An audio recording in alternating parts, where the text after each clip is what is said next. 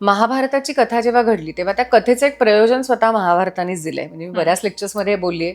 तर भारावतरण हे त्याचं प्रयोजन आहे की जेव्हा पृथ्वीवर खूप संहार व्हायची गरज निर्माण झाली का, तर पापाचा भार पृथ्वीला जास्त झाला.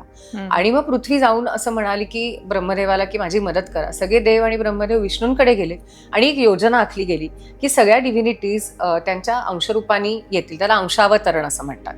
तर हे अंश यांना यावं का लागलं, कारण राक्षसी दैत्य अंश हे ऑलरेडी जन्माला आलेले होते राजांच्या रूपामध्ये आणि अनाचार माजलेला होता.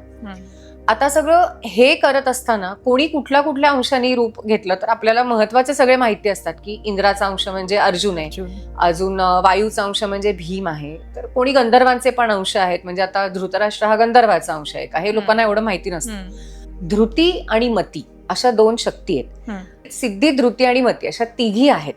तर सिद्धीचं मानवतार म्हणजे तिचं स्त्रीत्व रूप म्हणजे कुंती आहे.